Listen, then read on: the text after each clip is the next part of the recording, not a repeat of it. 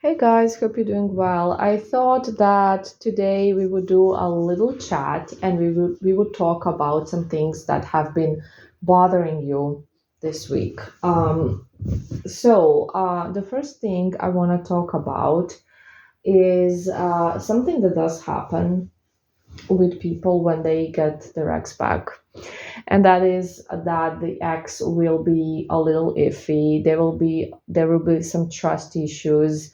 They will not be like completely open, and of course then the client will not like that because they just want everything to be perfect. Now guys, let's be realistic. Spells work in a natural way. You got to remember that magic is something that is natural to us, something that has been given to us to help us out, to give us that second chance. It's not something that changes people and erases their memory.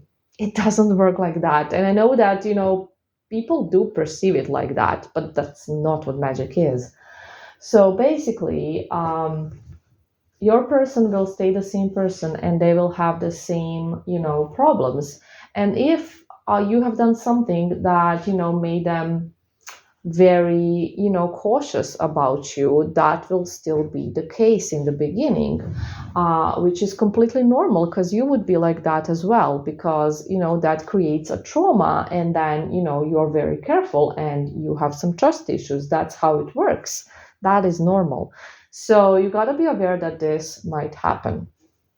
Your person will not think that everything is perfect all of the sudden, obviously. So, my advice here is to keep working on your vibration and to work on the relationship, because that's the main thing. You can't expect everything to just happen the way you want it to happen without you putting in any work. That would be very unrealistic, and that is not how magic works. So, those trust issues and problems, if everything goes smoothly, will go away with time. But it's perfectly normal that the person will not be all in the beginning if it was a really ugly breakup, or if you have done some, of the what we call mistakes before. So that is that, and I hope this helps at least one person.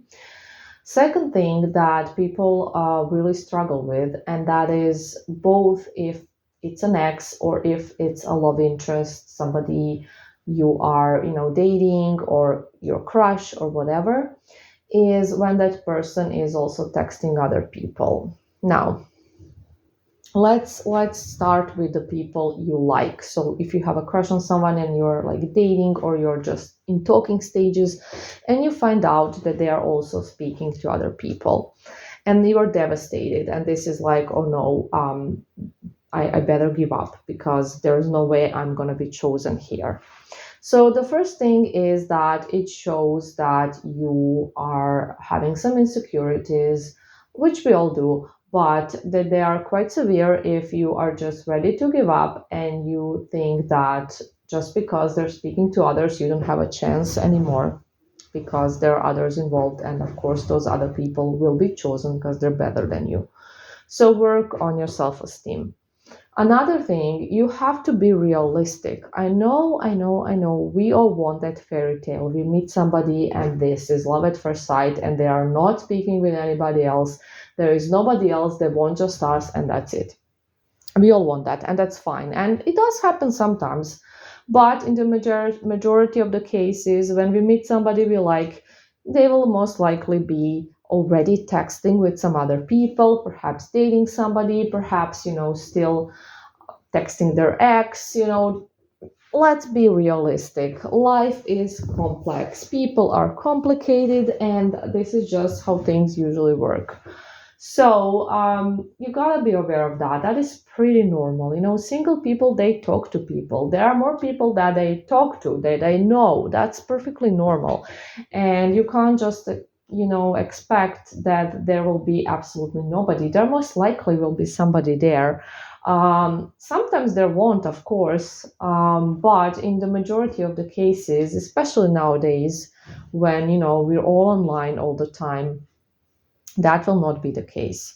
So it doesn't matter that they're texting other people as well, because you're always chosen. You are the best, and that is that. And you have to have that confidence. Okay, so don't be afraid of a little competition. Why are you afraid of it? It could be fun. It could be fun, and you should see it as, oh, I'm gonna win because I'm the best, and this person will be mine. So imagine if it was a sport, and you had to play against another team, and you just gave up because you don't want to compete.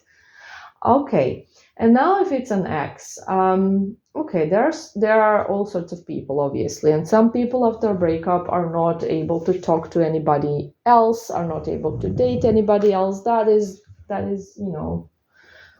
that's how some of us are.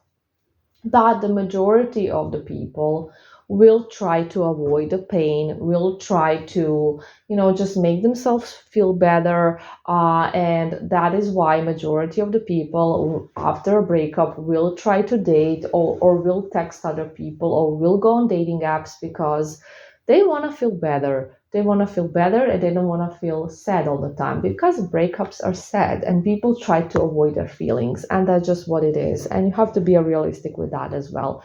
It doesn't mean they have never loved you. It doesn't mean they forgot you in a month because they are on a dating app. It just means that they are having a hard time, and this is how they cope. This is what they do, and that's what maybe works for them, or what they think will work for them. But you got to be realistic about it, and not always look at it as something that is necessarily completely about you, and that and about you, I mean, in terms that it means that you are not good enough, that you were never loved, because that's what your negative self talk sorry, will try to tell you.